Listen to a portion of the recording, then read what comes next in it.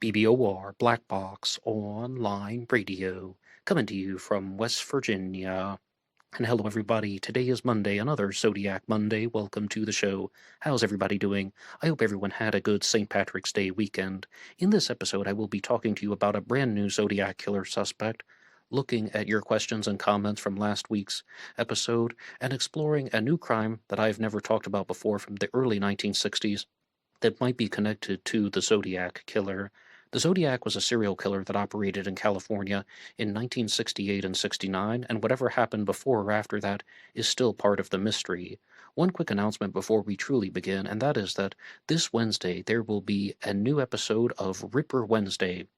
Yes, that segment is coming back, talking all about Jack the Ripper, so if you're curious at all, I invite you to tune in on Wednesday for that program, as well as visiting the Jack the Ripper playlist that I have here on this channel. Last week I talked to you about Donald L. Blinko as a Zodiac killer suspect, and I have to give full credit to Queen City Stripes, whom I might refer to as QCS, during this Q&A session, because I want to look at the comments that you guys left about Donald L. Blinko as a Zodiac killer suspect. And if you didn't hear last week's episode, I invite you to give your feedback in the comments section down below. Do you believe that this person could have been the Zodiac killer? Do you have any insights that you think might sway the conversation one way or another? Please share any feedback that you choose. Donald L. Blinko was born in 1927. He would have been 42 years old at the time of the Zodiac crimes that took place in 1969. He was a financial analyst. He was a local politician. He was someone who was very passionate about the arts. He was a supporter of the opera in particular, but as QCS found in some other newspaper articles, he supported other types of art as well. And he was also someone who didn't seem to fly on anybody's radar until QCS used a computer program to find Donald L. Blinko's name in the Z13 cipher, more or less using the program to look at possible names and combinations of letters that could be used to solve the Z13. The Zodiac didn't only commit murders, he also wrote letters and cryptograms, bragging and taking credit for the crimes. And his first two ciphers have been solved, the Z408 and the Z340. The third cipher was the Z13, and that has never been solved. And what QCS did was think, okay, now let's look at how the English language is written, going from left to right. Well, what if the killer put his name into the cipher going from right to left? Now that's what I said last week, and I received a little bit of feedback where some people weren't completely certain what I meant by that, and I even have to give a shout out to Andrew Gray, who is also known as Druser, who was one of the people who perhaps didn't catch on to my phraseology, and I think the simplest way to answer this is that let's look for the name in the cipher backwards. QCS looked for the name in the cipher going backwards, in reverse. The letters were in a reversed order. And this is a graphic that was created by Druser to illustrate that the name Donald L. Blinko fits perfectly into the cipher when put in reverse order. Now, if you go back to the Zodiac Killer News Report from November 27th of 2023, you'll hear a segment at the end where I'm talking to Adam Ivester, who runs the YouTube channel Real Zodiac Killer Revealed, and we were having somewhat of a disagreement about the Zodiac Killer Z13 cipher. One thing that Adam insists is that the Zodiac had to have put the letters in order in what he calls a simple cipher substitution. Okay, his exact phrasing would be a simple cipher solution, but that's what he believes that it is. A simple substitution cipher, solution substitution. You get the idea that it's going in a sequential order, and I simply challenged him on that by saying that if the Zodiac Killer mystery is unsolved to the majority of the public's satisfaction, how on earth can we say that the Zodiac Killer used a simple substitution cipher in the Z13? And Adam's response is that the NSA has said that they believe that the Zodiac would have used a simple cipher solution or a substitution cipher, because if he did anything else, even scrambling the letters, the amount of possibilities would be so extraordinary that no one would ever have been able to figure it out. Or at the very least, you wouldn't be able to solve the cipher without a key. And we went back and forth a little bit, and you can look at some different responses. My strongest take on the subject was that assumes that the Zodiac would have been playing by the rules, which we do not know, but I do give Adam credit where credit is due. Maybe the Zodiac did put his name in a sequential order, but what QCS has done is found something in the middle. Maybe, just maybe, the Zodiac fooled everybody by simply reversing the letters in the order of his name, and you can give your feedback on that in the comments section down below.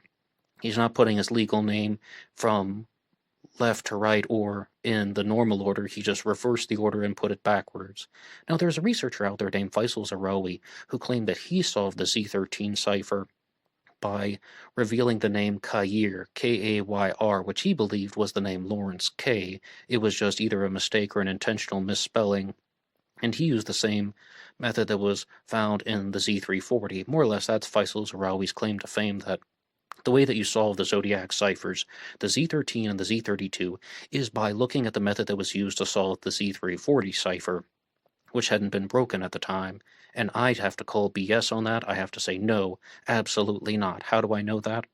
Well, nothing's 100% certain in this case, but if you look at the Z13 cipher, there are circled 8s that are not found in the Z340. They're not found in the Z408 either. They appear in the Z13. Why would the Zodiac do this? And here's what I genuinely believe. This was done so that you could not use any of the previous methods. Someone couldn't just know 100% that it was a simple cipher substitution, or they couldn't know that it was the method that was used to solve the 340. You were back to the drawing board, back to square one. You would have no way of knowing what method that the Zodiac was using because, again, the circled 8s are not found in the previous ciphers. Even if you had the key that was used in the 408 cipher, by introducing a new symbol that is used not once, not twice, but 3 times, that means it's all back to the beginning, and you would have no way of knowing what the Zodiac was thinking. So I don't think the Zodiac was necessarily using either of the previous methods, and to the credit of QCS, this provides a very simple explanation on how the Zodiac could have fooled everybody. Just put his name in backwards and introduce new symbols that would confuse even the strongest of computers. Now, I said that I would get to your questions and comments, and the first one comes to us from IW6, who says, looking at Donald L. Blinko, I don't see this guy as being an avid comic book fan, a movie buff, or chasing the affection of Darlene Ferrin, a pancake waitress. How often do you believe that he spent it roughing in the woods, barrel-chested, using a draft table? The Mikado? Okay. But well-versed in Agatha Christie mysteries? Nah. And I do appreciate the comment. Yes, as I said, Donald L. Blinko was a financial analyst, local politician, and supporter of the opera. Now, as far as the Mikado goes, the Mikado was an operetta by Gilbert and Sullivan, so I think that even QCS is pointing toward this about how it would be completely normal for the Zodiac killer to talk about the Mikado, which the Zodiac did multiple times, and the Zodiac to have been a supporter and fan of the opera. Now, as far as these other things here, I don't see this guy as an avid comic book fan. Well, just because somebody's into opera, it doesn't mean they can't be into comic books, especially if they were into comic books when they were a kid. They could have developed an interest in the opera when they were older. A movie buff or chasing the affection of Darlene Ferrin? I will respond to the second part first. It is mostly an assumption that the Zodiac killer knew Darlene Ferrin, the victim from the Blue Rock Springs shooting, prior to her murder. I mean, I don't think that that's ever been truly established with 100% certainty that the Zodiac killer actually knew Darlene Ferrin. Instead, I think that it's very convenient for a lot of narratives, and also Robert Graysmith alluded to it in the 1986 book. But this part here about a movie buff, well, if somebody is very passionate about the opera, the way that Donald L. Blinko was, why wouldn't they be a movie buff too? I mean, both of those are performing arts, and again, you can like more than one thing. The next question comes to us from Jamie Wilson, who says, when Blinko moved, were there any Zodiac-style unsolved murders? And to provide a little bit of context, Donald L. Blinko was born in Oregon. He grew up in the Portland, Oregon area. He graduated high school in Portland, Oregon, and then moved to California. I'm not exactly sure how to respond to this question. Do you mean were there Zodiac-style murders that took place in Oregon?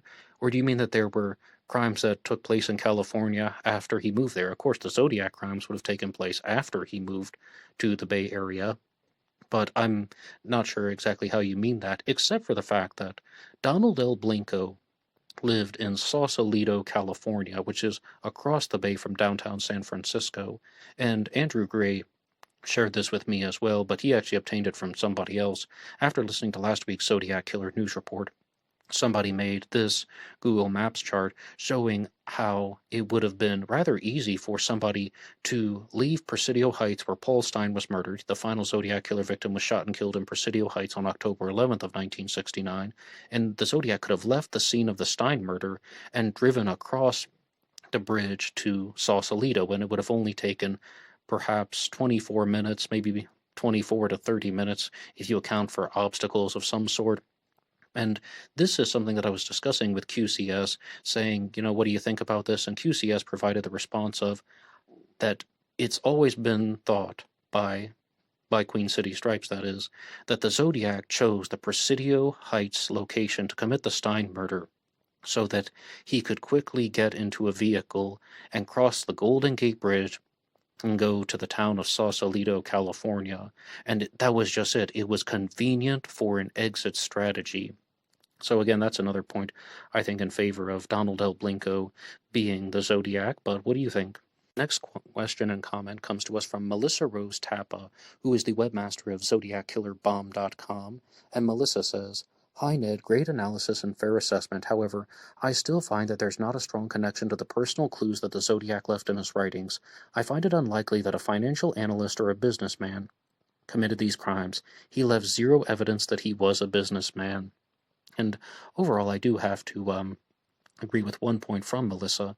I don't necessarily see the types of language that would have been used by a quote-unquote businessman, clues or hints or suggestions that this person was a financial analyst, although I confess, QCS is the first person to talk to me about this, saying that their suspect was a financial analyst.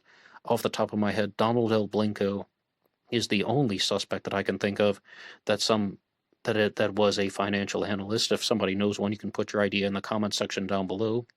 As far as business executives go, we have Shel Cavalli, John Parr Cox, so that comes up from time to time, but I agree that I don't necessarily see language that looks like that of a financial analyst, but maybe the Zodiac chose to hide it. The next comment comes to us from Quentin Broom, who says, "The handwriting of Donald L. Blinko could be very similar if using a wider pen or a marker." Oh yes, I thought about that too, because the Zodiac wrote his letters with a blue felt tip pen, and what a lot of people do when they're providing handwriting samples is they are using something with a ballpoint pen, or sometimes even a pencil.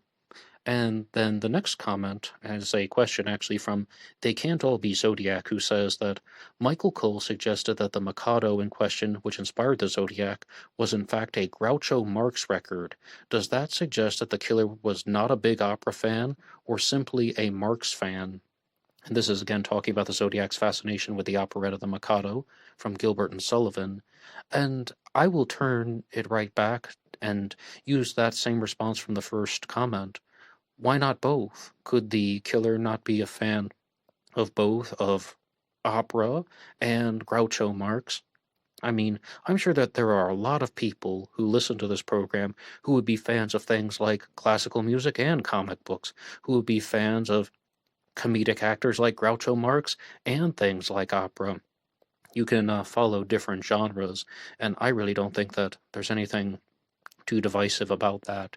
And the final comment that I have is not actually about Donald L. Blinko as a Zodiac killer suspect.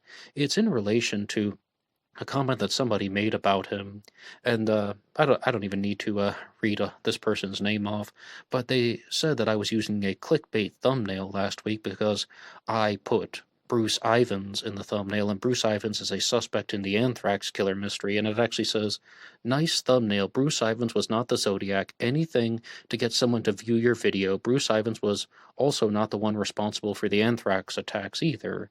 Well, very simply, as a response, I did not put Bruce Ivans in the thumbnail. That was Donald L. Blinko. He was the new suspect that was being discussed here on Zodiac Monday. And the only reason Bruce Ivans was mentioned in last week's Zodiac Monday at all was because I was talking about the book Anthrax to Zodiac by Denise Diana Huddle, and it's called Anthrax to Zodiac simply because it's similar to A to Z. It's like starting at the letter A and ending at the letter Z. And Anthrax to Zodiac doesn't even discuss Bruce Ivans as a Zodiac killer suspect. It's a set of true crime essays that covers different cases. The Anthrax killer, also the Black Dahlia Avenger is in there, the murder of JonBenet Ramsey, and ultimately ending with the Zodiac. As I said, it's like an A to Z true crime essay book. So the only reason why I was discussing that book on Zodiac Monday was I do some types of comparisons between the Zodiac killer and other serial killers, as well as just other criminals. And I even had a series once called the Versus series. It all had the name Psychological Breakdown in the title. And all of those observations were my own, comparing the Zodiac to the Anthrax killer. Those were my own observations, but I don't think I said once in that video that the Zodiac killer and the Anthrax killer were the same person. And even if I did, I didn't put Bruce Ivans in the thumbnail. Again, that was Donald L. Blinko, the new suspect being discussed. But thank you so much for listening to the Q&A part of this episode. And if you have any additional feedback about Donald L. Blinko as a Zodiac killer suspect, please put your ideas down below. And I have to be very honest with you. I think that Queen City Stripes' most impressive observation is this possible solution to the Z13 cipher about how all the letters match up to the symbols using the name Donald L. Blinko in reverse, backwards, from right to left. But what do you think? And right now I would like to get to your supporter shoutouts. You can support this channel at BuyMeACoffee.com, BuyMeACoffee.com/BlackBoxNid88, and anyone who makes a donation or contribution to help support the show will get a shout out on Zodiac Monday. And our first one comes to us from Batman66. Thank you so much for your regular and consistent support. And you guys should know that Batman66 also really helps with the scripts and the ideas for the YouTube shorts that come out almost daily here on Black Box Online Radio. You can also watch the shorts on Facebook and Instagram. They come out in the Reels section over there, and they're on the shorts page here on Black Box Online Radio. Thanks once again for your support. And the next one comes to us from River Prawn Pottery, another amazing and regular consistent supporter. You two have really done a lot to help the channel. And the next one comes to us from Jeffrey D. Jones, who says, "Thank you for all your very interesting content." Hey, Jeff, you're welcome, and I do thank you for your support.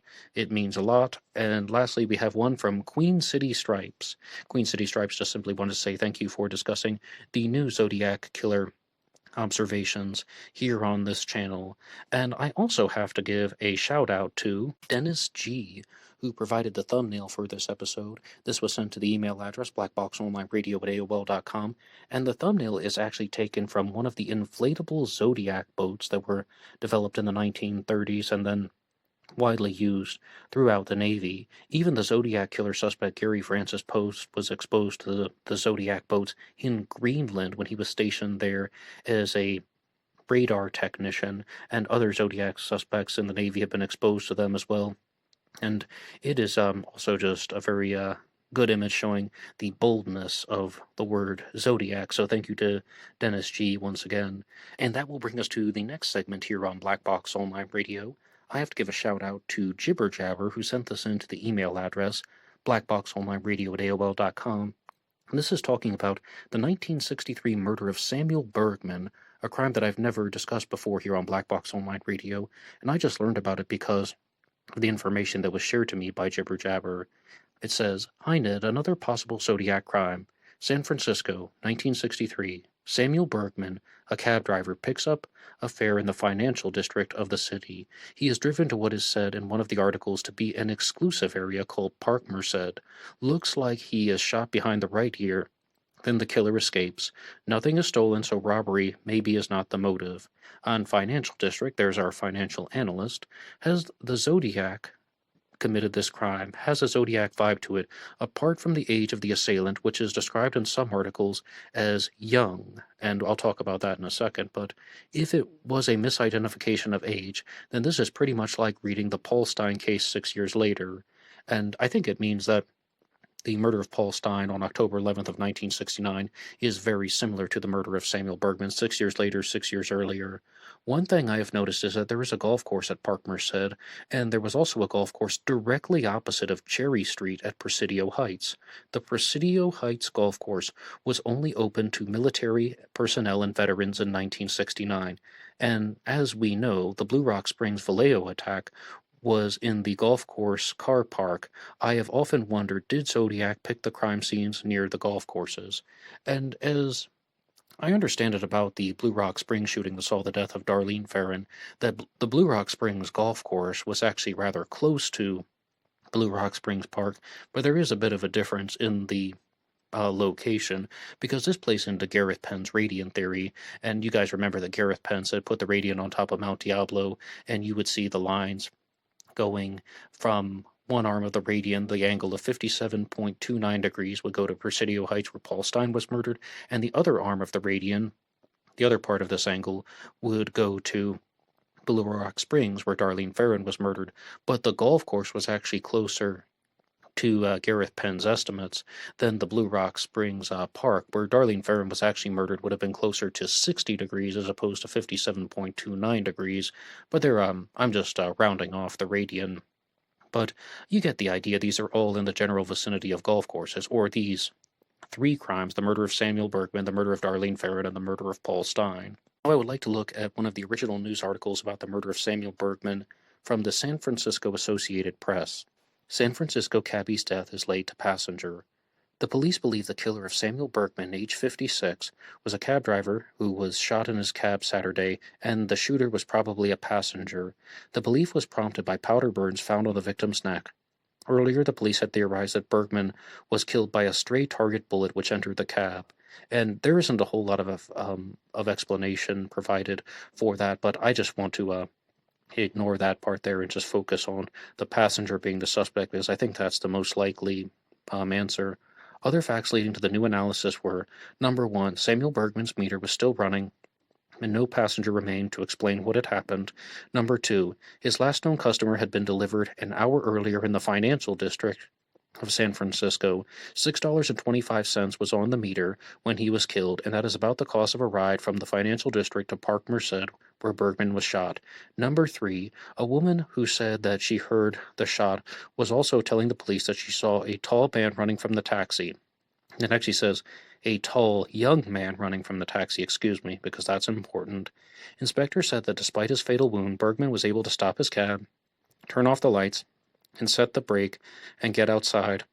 He fell down a few feet from the taxi. Robbery was ruled out as motive, since Bergman was found with $21 in his pocket. So you're hearing that part there about how robbery is ruled out for a motive. I mean, is it possible that this was an intended taxi cab robbery and that the killer got spooked a little bit because Samuel Bergman didn't immediately die? As stated, Samuel Bergman is the one who they think put the car in park and pulled the brake up and even exited the taxi. Did the killer just panic for a second and decide not to go through with the robbery and run away? Okay, that would point away from being the Zodiac killer. But as far as the witness description, all it really says is that it was a tall young man in that article, and I'll look at another one that shows that the estimation of the perpetrator's height was 6 feet from an eyewitness, the same eyewitness who provided that description. So you have a young man around 6 feet tall.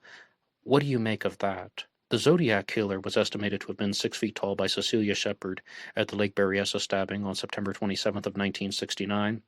So that's one point in favor of that actually being the Zodiac. And another point was that, as Jibber Jabber said, the age might not match up because this was a young man. Well, no matter what, this is 6 years before the Stein murder, and people are going to age a lot in 6 years. And we have so many younger Zodiac killer suspects out there that, when I say younger, I mean even around the age of 30 or something. So if somebody sees somebody in their mid-20s, then that person might appear young to some people, especially someone who is viewing this person from a distance. And overall, I don't think that that's impossible. So this could also provide an explanation as to how and why the Zodiac committed the Stein murder. why murder the taxi driver? Why murder Paul Stein at all? Was he paying homage to a previous crime? And yes, I'm building off of something from the murder of Ray Davis in 1962, what is called the full circle theory, that the Zodiac attempted the murder of a taxi driver, or maybe even committed the murder of a taxi driver, and after the Blue Rock Springs shooting, which saw the surviving of Mike Michaud, and the Lake Berryessa stabbing, which saw the surviving of Brian Hartnell, the Zodiac was thinking that I need to commit a crime where I know the victim is going to die. And that is murdering a taxi driver. Now, I think that the murder of Ray Davis would fit nicely into that theory. The murder of Samuel Bergman might not, contrary to what I said before about how I thought there were a lot of Zodiac similarities, and I do, but that would be a little bit different because again, that is an instance where everything seems to have gone haywire. The taxi driver is shot, yet he's still putting the taxi in park, getting out of the taxi and walking by his own accord. I mean, I don't think there's any evidence to say that his body was dumped outside of the taxi.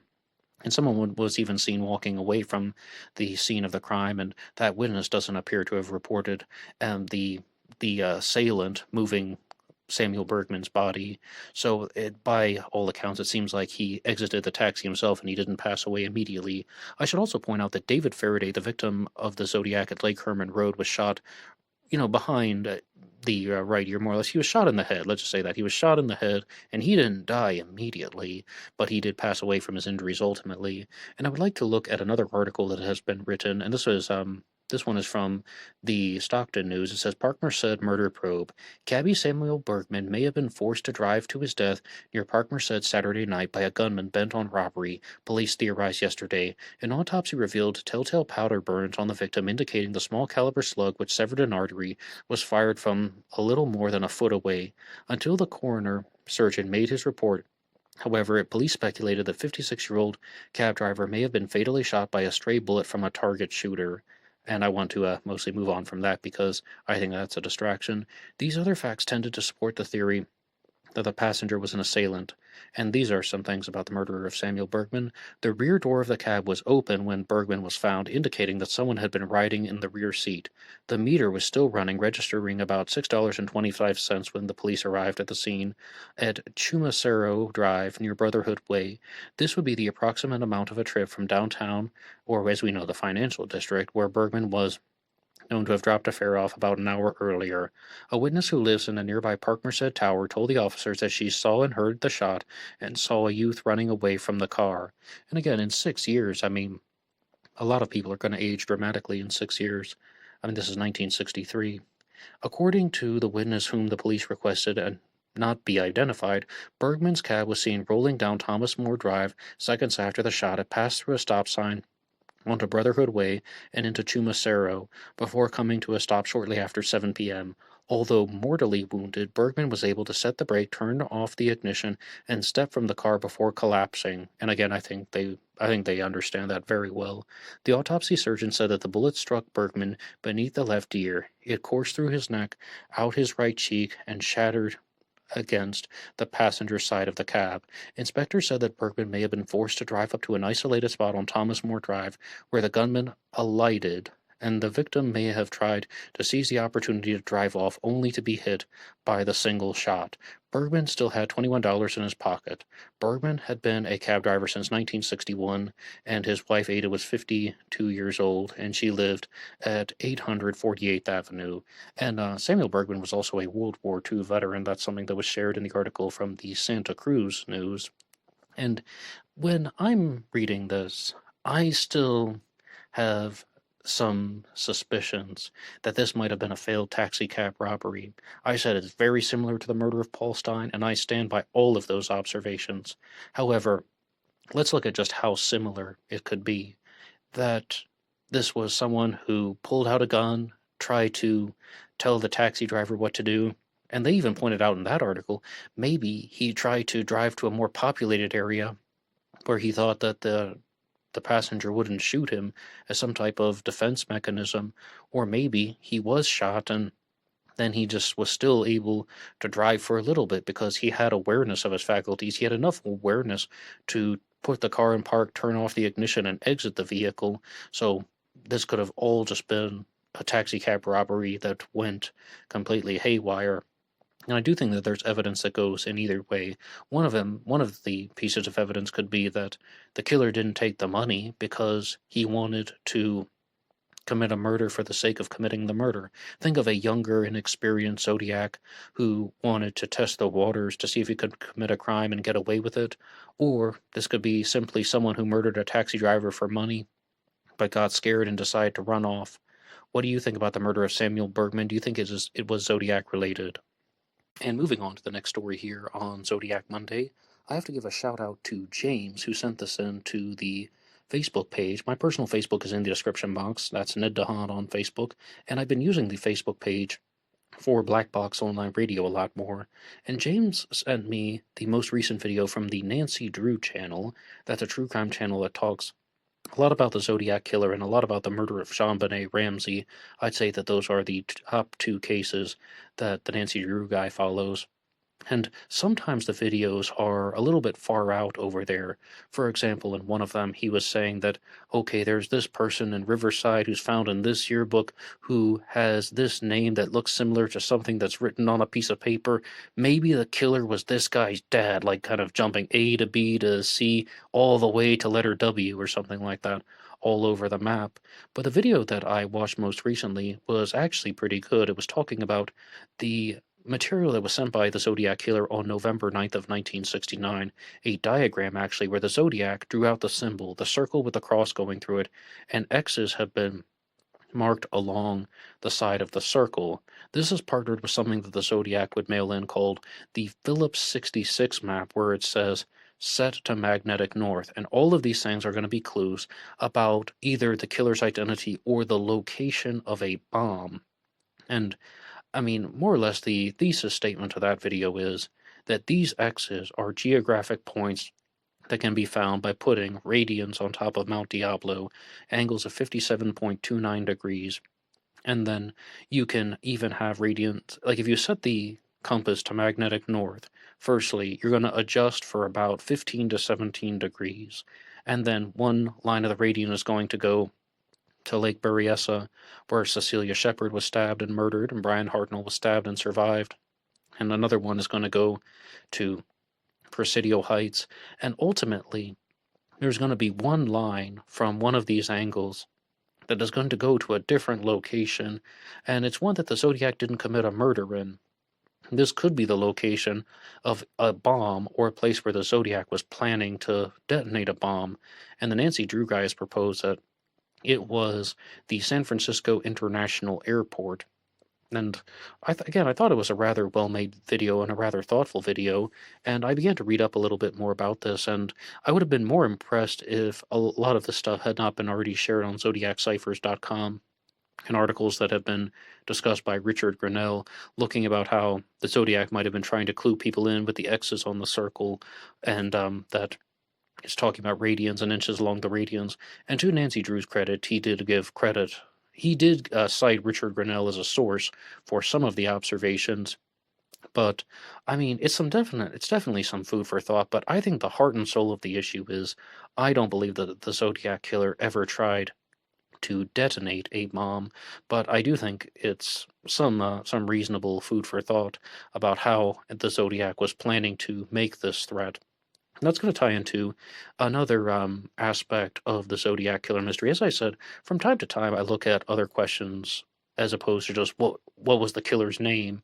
What are the solutions to the ciphers? There are other types of questions that I explore here on Zodiac Monday, and one of them relates to the concept of psychological profiling, sociopathy, and I believe wholeheartedly that the Zodiac was a sociopath, but I've been reading the book The Sociopath Next Door by Dr. Martha Stout, and it talks a lot about sociopathic behavior, and to be clear, sociopathy is factor 2 psychopathy, as Dr. Todd Grande likes to remind us, but, I mean, the Zodiac was a sociopath, psychopath. I think all of that stuff, absolutely. But how exactly do sociopaths function?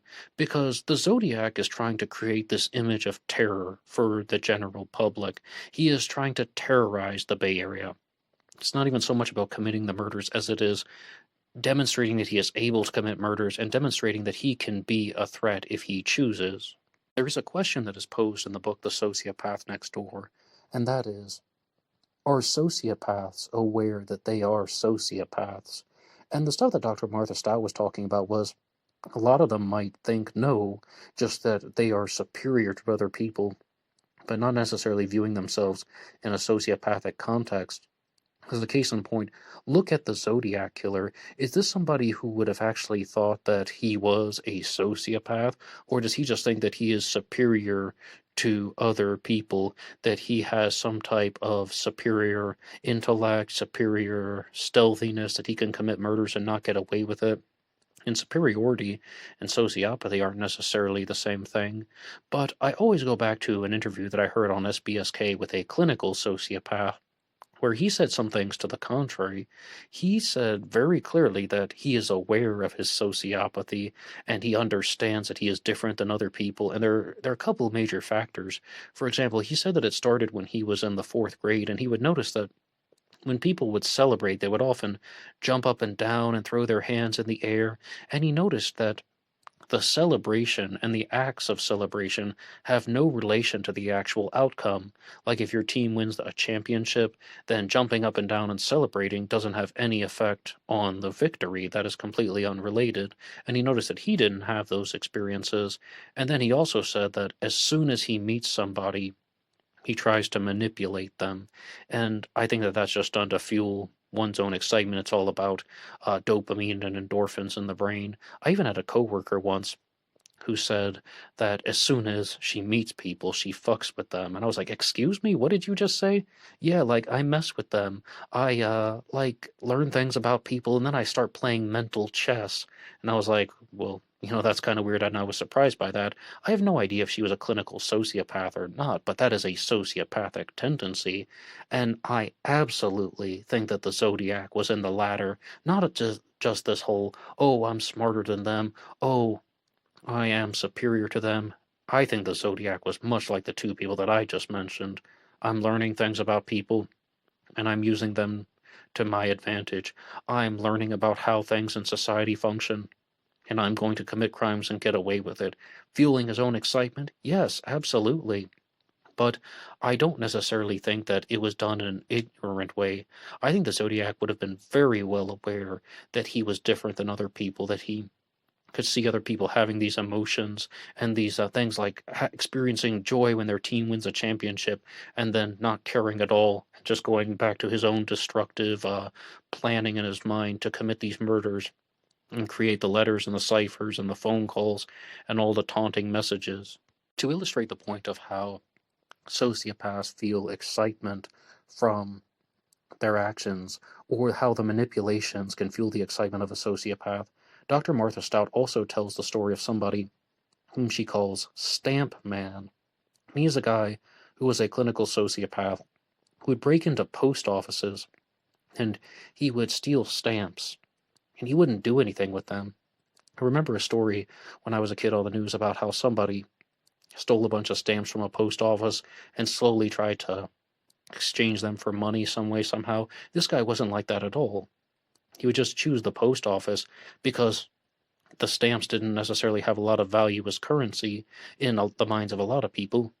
And he would steal large amounts of stamps, and then he would just sit back and wait for the authorities to come and investigate and watch them. It's all about doing things to fuel his own excitement, to prove that he is in control of things, and to watch how things that he has orchestrated can come to fruition. Watch how his manipulations can expand and affect people.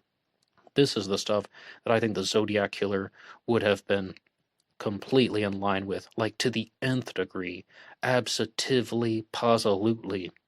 That's how I think that the Zodiac would have operated. But what do you think about any of these sociopathic statements? You can put your ideas in the comment section down below. And moving on to the next segment here on Zodiac Monday, I would like to give a big shout out to James Freeman, who's the author of the Crooked River series. The Crooked River is a set of books that James Freeman is working on, looking at his Zodiac killer suspect, Henry Vestal Stone. I said I had a new suspect to talk to you guys about, and Henry Vestal Stone is somewhat of a different Zodiac killer suspect. He is accused of committing an enormous amount of murders, and I will share some basic details, but first I would like to remind you guys that you can find the books Crooked River online at jjcontrol.com. Now, Henry Vestalstone is going to be an older Zodiac killer suspect. I think that the oldest suspects that I've talked about in the mystery are George Hill Hodel, who was born in the early 1900s, and he was in his early 60s at the time of the Zodiac crimes, and Robert Kimball as well is another suspect who was in his 60s. Henry Vestalstone is not that old. He was born in 1913, so he would have been around 56 years old at the time of the Zodiac murders. And what I think is rather interesting about this story is another possible solution to the Z13 cipher. And this is not something where I mean to harp down too much on the Z13. I was talking about it with Donald L. Blinko, which actually had a very simple solution. You just turn his name backwards and it matches up to the characters in the Z13. This one is a little bit more complex, and I'll share a lot more background info about Henry Vestalstone. But let's look at the Z13 cipher because this is very remarkable, and again, it's created by James Freeman, author of the Crooked River series. And if you look at the letter M in the Z13, there's the A, the E, the N, the circled 8, the letter K, the circled 8, M, the circled 8, the Aries symbol, and the letters N, A, and M. M is the 13th letter of the alphabet. It's the middle place of the alphabet. And if you were to take the alphabet and just kind of work backwards from M in both directions, like going to L and K and J and I and H and G and F in both directions, you would get, the alphabet going in two different ways. And then you can take the alphanumeric value of the letter, and then you can combine or subtract the alphanumeric value of the letters that are present there. Like, say, for example, you would have the letter G would go over the letter E. Like, if you start with M in the center and you go back over the circled 8, you're going to have the letter L, then the K, you have a K, then you have a J over the 8, then you would have I over the zodiac symbol, and then H over the N, and then G would go over the E. And then you can subtract the alphanumeric value. G is the 7th letter of the alphabet, and E would be the 5th. So it would be 7 minus 5 equals 2. Then that's how you would get the number 2.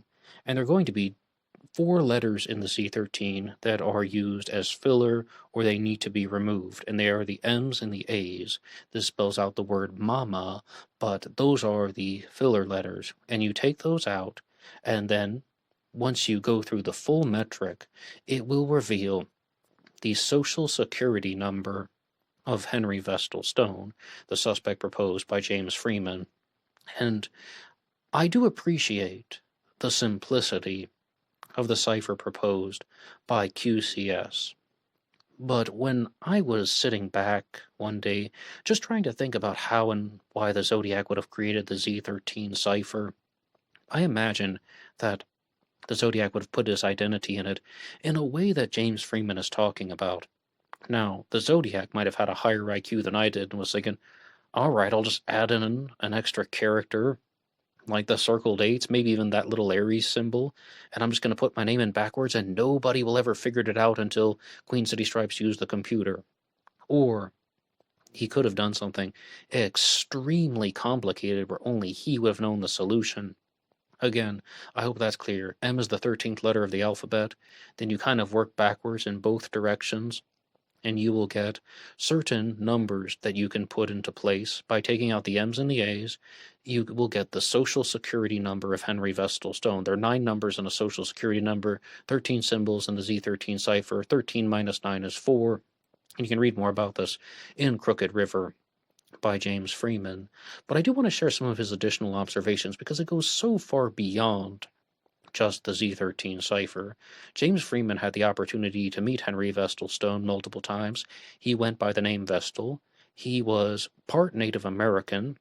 He had blue eyes, and I don't have a photo to share with you yet, but I'm going to try my best to get one from James Freeman as soon as he is able to provide me one and I can do a follow-up on this. As I said, he would have been around 56 years old at the time of the Zodiac murders, but he is someone who is just very different, but I will always hear anybody out. Now, you might be wondering, why is this book series called Crooked River if it's about the Zodiac killer? And one of the nicknames that Henry Vestalstone had was Susquehanny. It was something that his mother called him. As I said, you take Mama out of the Z13 cipher, and Susquehanny in the Native American language means crooked river. Maybe we say Susquehanna. Near my part of West Virginia, we have some Susquehanna names written on signs around here. That's the way I've pronounced it, but Susquehanny, crooked river. And one of the more complex aspects of looking at Henry Vestalstone as a Zodiac suspect is that James Freeman is going to accuse him of an enormous amount of murders, but there are reasons why he is exploring this possibility. And that is that if you go to a place called Norfolk, Virginia, you will find, the city, and then you will go straight through the country, through Ohio, all the way up to a place called Minot, North Dakota, which I've talked about in some previous episodes, with some other true crime cases. Then from Minot, North Dakota, you can go all the way down through the Lake Tahoe region where Donna Lass was murdered, and then to San Francisco. And this is just a small part of Crooked River, but James Freeman proposes that his Zodiac killer suspect, Henry Vestalstone, was committing murders up and down these lines across the country. You might be wondering, where was he from?